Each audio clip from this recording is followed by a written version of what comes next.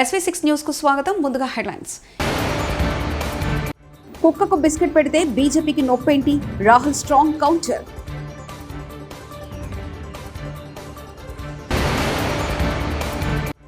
తెలంగాణ శాశ్వత ప్రయోజనాలకు దెబ్బ కొట్టింది కాంగ్రెస్ ప్రభుత్వం. మాజీ మంత్రి నిరంజన్ రెడ్డి.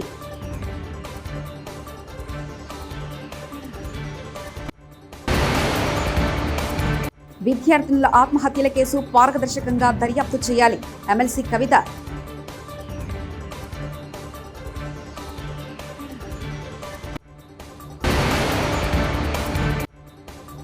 సర్పంచుల అరెస్ట్ ప్రభుత్వ నియంతృత్వ పోకడకు నిదర్శనం. పురంధేశ్వరి.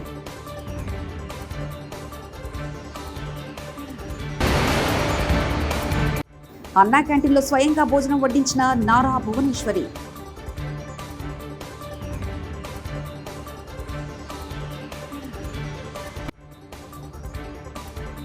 కాంగ్రెస్ వైనాడ్ ఎంపీ రాహుల్ గాంధీ భారత్ జోడో న్యాయ యాత్రలో ఒక కుక్క పిల్లకు బిస్కెట్లు తినిపిస్తున్న వీడియో ఇప్పుడు వైరల్ అవుతుంది. ఈ వీడియోను బీజేపీ షేర్ చేస్తూ ఈ సందర్భంగా చేసిన వ్యాఖ్యలు వివాదం సృష్టించాయి. దీనిపై రాహుల్ గాంధీ గట్టి కౌంటర్ ఇచ్చారు. బీజేపీకి కుక్కలేం హాని చేశాయి, ఇదేనా వారికి కుక్క పిల్లలపై ఉన్న ప్రేమ అంటూ రాహుల్ నిలదీశారు.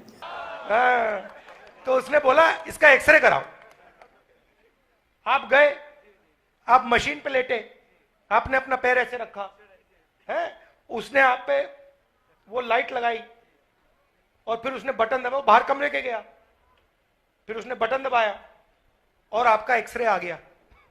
फिर डॉक्टर ने कहा हाँ भैया टांग टूटी आपकी. मतलब इलाज से पहले एक्सरे की जरूरत है. एक्सरे के बिना इलाज तो हो ही नहीं सकता. तो जाति जनगणना जो है देश का एक्सरे है. मैं चाहता हूं कि दूध का दूध पानी का पानी हो जाए, दूध का दूध पानी का पानी हो जाए, हमें पता लग जाए किसकी कितनी आबादी है और कितना धन किसके हाथों में है. सीधी सी बात. अब जैसे ही मैंने ये बात बोली, नरेंद्र मोदी जी बोलते हैं कि भाइयों और बहनों, हिंदुस्तान में सिर्फ 2 जात हैं. అధికారం చేపట్టి 2 నెలల్లోపే తెలంగాణ శాశ్వత ప్రయోజనాలకు దెబ్బ కొట్టింది కాంగ్రెస్ ప్రభుత్వాన్ని మాజీ మంత్రి సింగిరెడ్డి నిరంజన్ రెడ్డి వ్యాఖ్యానించారు. తెలంగాణకు అవసరమైనటువంటి మంచినీళ్ళని తీసుకోవాలన్నా, తెలంగాణకు అవసరమైనప్పుడు కరెంటును ఉత్పత్తి చేసుకోవాలన్నా మన హైడల్ ప్రాజెక్ట్స్ 2 కూడా శ్రీశైలం మీద, నాగార్జున సాగర్ మీద ఉన్నాయి. మనకు అవసరమైనప్పుడు మన కరెంటు మనం ఉత్పత్తి చేసుకుందామంటే కూడా ఇవాళ కేఆర్ఎంబి యొక్క పర్మిషన్ తీసుకోవాలి, వాళ్ళ దాక్షిణ్యాల మీద ఆధారపడాలి. సాగునీళ్ళని తీసుకోవాలన్నా వాళ్ళ దాక్షిణ్యాల మీద ఆధారపడాలి. అందుకే నీటి వాటా తేలే వరకు, 2 రాష్ట్రాల నీటి వాటా తేలే వరకు కేఆర్ఎంబి పరిధిలో ఈ ప్రాజెక్టులను పెట్టవద్దు అని చెప్పి ఆపుతూ వచ్చినాం మనం. కేసీఆర్ పరిపాలన, కేసీఆర్ ముందు చూపుతో ఆయన వ్యూహంతో కేంద్ర ప్రభుత్వం ఒత్తిడి తెచ్చినా, వాళ్ళు బ్లాక్మెయిల్ చేసే ప్రయత్నం చేసినా ససేమిరా అని ఒక్కనాడు కూడా అంగీకరించలే, పెండింగ్లో పెట్టినారు. మీరు వచ్చిన పుణ్యానికి 2 నెలలకే మీ పరిపాలన యొక్క పాపం ఇలా కృష్ణానది నీళ్లను కృష్ణార్పణం చేసేసినారు. ఎవరి ప్రయోజనం నెరవేరితే దీని నుంచి ఇంత అనాలోచితంగా ఎట్లుంటారు? ఎంత దుర్మార్గమైనటువంటిది ఇది. కాబట్టి రేపటికైనా 6 మాసాల లోపల మన నీటి కేటాయింపులు, మన హక్కు, సమానమైనటువంటి సమభాగమైనటువంటి హక్కును మనం డిమాండ్ చేస్తా ఉన్నాం. తెలంగాణ నుంచి మన హక్కు మనకు తెలియ వరకు ఈ ఒత్తిడి, ఈ పోరాటం కొనసాగాల్సిందే. ఒకవైపు ప్రభుత్వం నిజంగానే మెడకేసుకొని బాధ్యత తీసుకొని సాధించడానికి ముందుకు పోతే బాధ్యత గల. యాదాద్రి భువనగిరి జిల్లా కేంద్రంలోని ఎస్సీ వసతి గృహంలో 10వ తరగతి విద్యార్థుల ఆత్మహత్య ఘటనపై బారాస ఎమ్మెల్సీ కల్వకుంట్ల కవిత పలు అనుమానాలు వ్యక్తం చేశారు. హాస్టల్ పరిసర ప్రాంతాలను ఆమె మంగళవారం పరిశీలించారు. పోలీసులు పారదర్శకంగా దర్యాప్తు చేసి దోషులను త్వరగా గుర్తించాలని కోరారు. సరిగ్గా దొరకడం లేదని చెప్పడం జరిగింది. మరి జరిగినటువంటి ఇష్యూ చాలా దారుణమైనది, హృదయ విదారకంగా ఉన్నది. 2 ఆడపిల్లలు ఒకటే రూమ్లో సూసైడ్ చేసుకొని చనిపోవడం, మరి ఒక అనుమానాస్పద రీతిలో ఉన్నటువంటి సూసైడ్ లెటరు, ఇక్కడ చూస్తున్నటువంటి పరిసర ప్రాంతాలు అన్నీ కూడా కొద్దిగా అనుమానాస్పదంగా ఉన్నాయి. మరి పోలీస్ వాళ్ళు తక్షణమే మంచిగా ఇన్వెస్టిగేషన్ తరోగా చేసి దోషులు ఎవరన్నది నిర్ధారించాల్సినటువంటి అవసరం ఉన్నది. ఎందుకంటే ఎక్స్టర్నల్గా బయట నుండి ఎవరో వచ్చారు అనేటటువంటి అనుమానాలు కూడా చెప్తున్నటువంటి నేపథ్యం కనబడతా ఉంది. కాబట్టి యాజమాన్యం కూడా ఈ అంశంలో సంపూర్ణంగా పోలీసులకు సహకరించాలి. పోలీసు వాళ్ళు పారదర్శకంగా మరి ఇన్వెస్టిగేషన్ చేసి తక్షణమే రిజల్ట్ ఇవ్వాలి. ఇది మనం పేరెంట్స్గా కూడా మనందరం కూడా ఆలోచించుకోవాల్సినటువంటి సందర్భం ఏంటంటే 10వ తరగతి చదువుతున్నటువంటి పిల్లలు మరి వాళ్ళు ప్రెషర్కి తట్టుకోలేక ఇవాళ ఆత్మహత్యలు చేసుకుంటున్నారా, లేకపోతే ఇంకేదైనా జరిగిందా? ఈ పరిస్థితుల హక్కుల కోసం ఉద్యమిస్తున్న సర్పంచ్లను అరెస్ట్ చేయడం ప్రభుత్వ నియంతృత్వ పోకడకు నిదర్శనమని భాజపా ఏపీ అధ్యక్షురాలు పురంధేశ్వరి అన్నారు. పల్లెల అభివృద్ధి కొరకు నిధులను ఇవ్వాలని అడిగిన సర్పంచ్లపై దౌర్జన్యానికి దిగడం దారుణమన్నారు. భాజపా కార్యాలయంలో నిర్వహించిన రాష్ట్ర లీగల్ సెల్ కార్యక్రమంలో ఆమె మాట్లాడారు. ఈ సర్పంచ్లు ఎవరైతే ఉన్నారో పాపం వారు ఎన్నికలకి వెళ్తున్నటువంటి సందర్భంలో ఆ గ్రామాల్లో ఉన్నటువంటి ప్రజలకి అనేక వాగ్దానాలు చేస్తారు. రోడ్లు చేస్తామని, డ్రైనేజీలు చేస్తామని, మంచినీరు ఇస్తామని. కానీ రాష్ట్ర ప్రభుత్వం డబ్బులు ఇవ్వలేదు. ఎప్పటికైనా బిల్లు ఇవ్వకపోతుందా అనేటువంటి ఆలోచనతోటి వారు బయట నుండి అప్పు తీసుకుని వచ్చి ఏదైతే వాగ్దానాలు చేశారో వాటన్నిటినీ కూడా అక్కడ సర్పంచ్ నిర్వర్తించడం జరిగింది. కానీ వారు పనిచేసిన తర్వాత కూడా బిల్ రానటువంటి నేపథ్యంలో చాలామంది సర్పంచులు, ప్రత్యేకించి గుంటూరు జిల్లాలో ఒక మహిళ కూడా, పల్నాడు ప్రాంతం అనుకుంటాను, మహిళా సర్పంచ్ కూడా ఆత్మహత్య చేసుకోవడం జరిగింది. ఎందుకంటే అప్పుల భారం తట్టుకోలేక ఆ అప్పు తిరిగి కట్టలేనటువంటి పరిస్థితుల్లో వారు ఆత్మహత్య కూడా చేసుకోవడం జరిగింది. ఇవాళ చూసినట్లయితే గ్రామాల్లో ఏమాత్రం అభివృద్ధి ఎతికినా కూడా మచ్చుకైనా కూడా మనకి కనపడినటువంటి విషయం. రోడ్ల పరిస్థితి ఎలాగుందో మనందరికీ తెలుసు. త్రాగునీటి వసతి సరిగ్గా లేదు. కనుక అటువంటి అంశాల మీద ఇవాళ సర్పంచులు ఉద్యమించి ఏవైతే మాకు చట్టబద్ధంగా రావాల్సినటువంటి వనరులు ఉన్నాయో వాటిని ఇవ్వనటువంటి సందర్భంలో మరొకసారి రాష్ట్ర ప్రభుత్వానికి వారి యొక్క బాధ్యతలు గుర్తు చేయాలి అనేటువంటి ఆలోచన. తెలుగుదేశం పార్టీ అధికారంలోకి రాగానే అన్నా క్యాంటీన్లను చంద్రబాబు పునరుద్ధరిస్తారని ఆయన సతీమణి నారా భువనేశ్వరి చెప్పారు. అన్నా క్యాంటీన్లను వైకాపా ప్రభుత్వం నిలిపివేసిన రాష్ట్ర వ్యాప్తంగా 140కి పైగా క్యాంటీన్లను తెలుగుదేశం పార్టీ శ్రేణులు స్వచ్ఛందంగా నడుపుతున్నారని తెలిపారు. మంగళగిరిలో 4వ క్యాంటీన్ను ఆమె ప్రారంభించారు. ఈ సందర్భంగా ఆమె స్వయంగా భోజనాన్ని వడ్డించారు.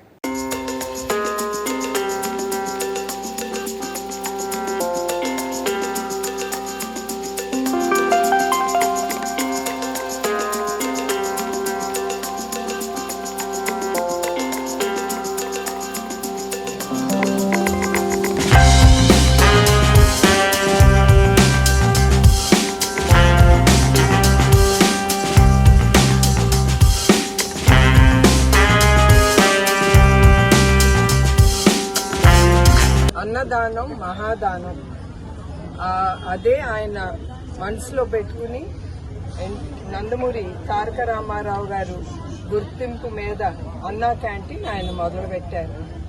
అట్లాంటిది 2019లో వేరే ప్రభుత్వం, ఇప్పుడుండే ప్రభుత్వం వచ్చి అన్నీ వాళ్ళు కొల్లగొట్టారు అన్నా క్యాంటీన్లన్నీ. అయినా కూడా ఇప్పుడు 140 క్యాంటీన్లు నడుస్తున్నాయి. అది టీడీపీ వాళ్ళు కావచ్చు, బయట ప్రజలు స్వచ్ఛతంగా వచ్చి వాళ్ళు స్పాన్సర్ చేసుకుని అన్నా క్యాంటీన్ ప్రజలకి భోజనం పెడుతున్నారు. ఆ దాతలందరికీ నా కృతజ్ఞతలు, థ్యాంక్ యూ అండి. అట్లానే ఆ ఒక్క సంవత్సరంలో 7 కోట్ల 7.25 మంది. రాజన్న సిరిసిల్ల జిల్లా పోలీస్ శాఖ ఆధ్వర్యంలో మహిళల, విద్యార్థుల, ప్రయాణికుల రక్షణ, భద్రతే లక్ష్యంగా వేములవాడ బస్టాండ్లో ఆర్టీసీ బస్సులలో ఏర్పాటు చేసిన సీసీ కెమెరాలను ప్రభుత్వ విప్ ఆది శ్రీనివాస్, ఎస్పీ అఖిల్ మహాజన్ సోమవారం ప్రారంభించారు. ఈ సందర్భంగా వారు మాట్లాడుతూ ప్రయాణికుల రక్షణ కోసం సీసీ కెమెరాలు ఏర్పాటు చేశామన్నారు. దాదాపు 120 బస్సులలో కెమెరాలు ప్రారంభించినట్లు తెలిపారు. అతి త్వరలోనే వేములవాడ పట్టణంలో ట్రాఫిక్ సిగ్నల్స్ ఏర్పాటు చేయనున్నట్లు తెలిపారు. ఈ కార్యక్రమంలో additional SP Chandraiah, DSP Nagendrachari, CI Karunakar, depot మేనేజర్తో పాటు ఆర్టీసీ అధికారులు భారీగా పాల్గొన్నారు.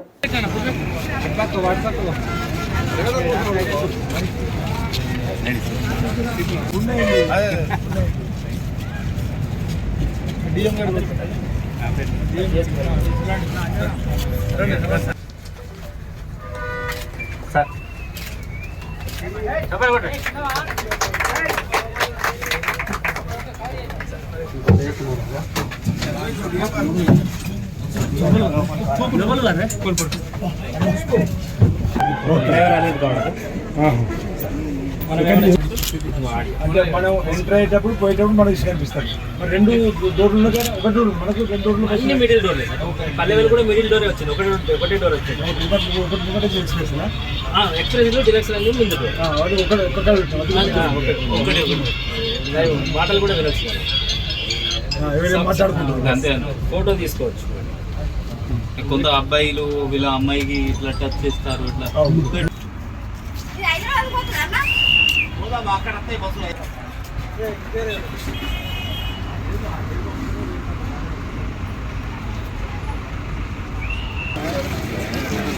అన్నీ మన బస్సెస్ డిపో సిరిసిల్ల కాన్స్టిట్యుయెన్సీలో, సిరిసిల్ల డిపోలో, వెన్నవాడ డిపోలో, 2 డిపోల్లో మన 130, 140 బస్సెస్ ఉన్నాయి.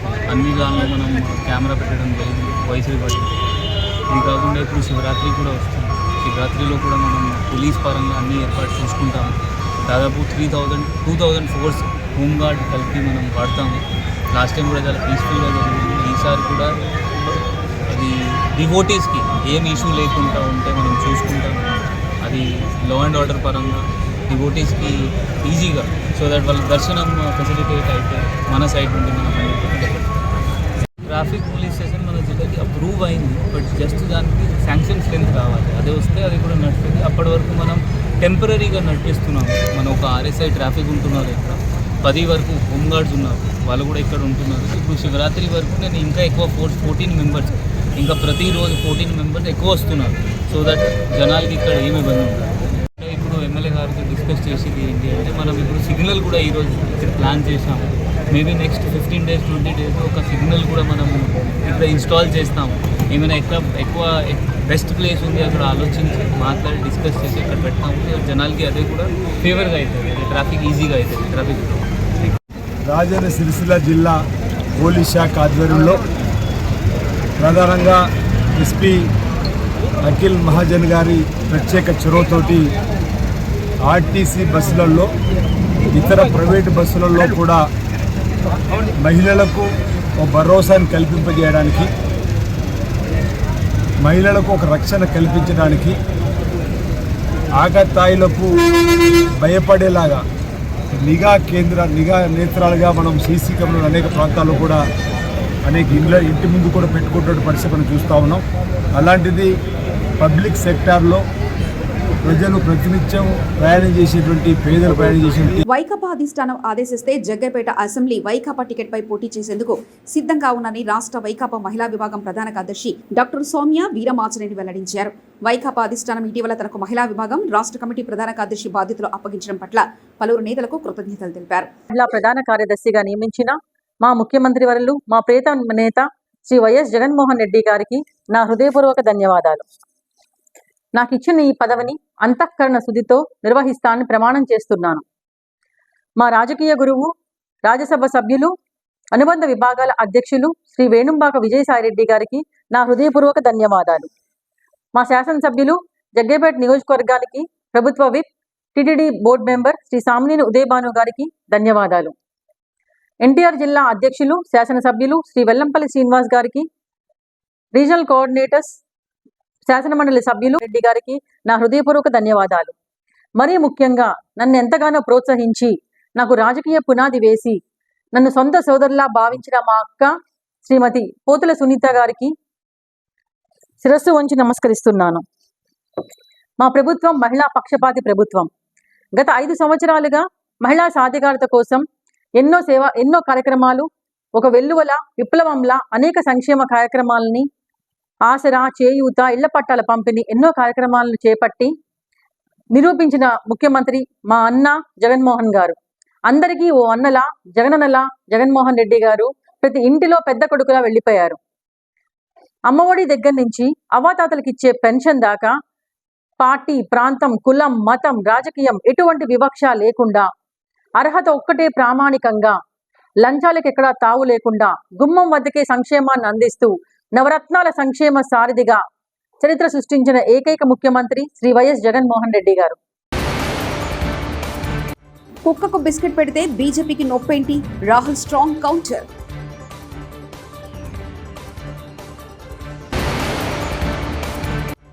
తెలంగాణ శాశ్వత ప్రయోజనాలకు దెబ్బ కొట్టింది కాంగ్రెస్ ప్రభుత్వం. మాజీ మంత్రి నిరంజన్ రెడ్డి.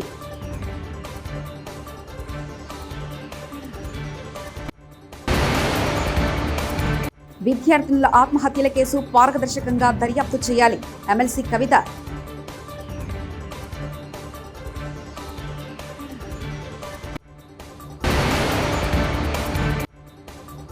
సర్పంచుల అరెస్ట్ ప్రభుత్వ నియంతృత్వ పోకడకు నిదర్శనం. పురంధేశ్వరి.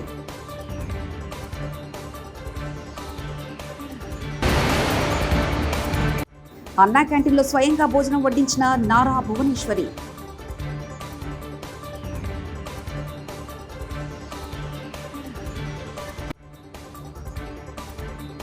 ఇవి బులెటిన్ విశేషాలు. చూస్తూనే ఉండండి SV6 న్యూస్.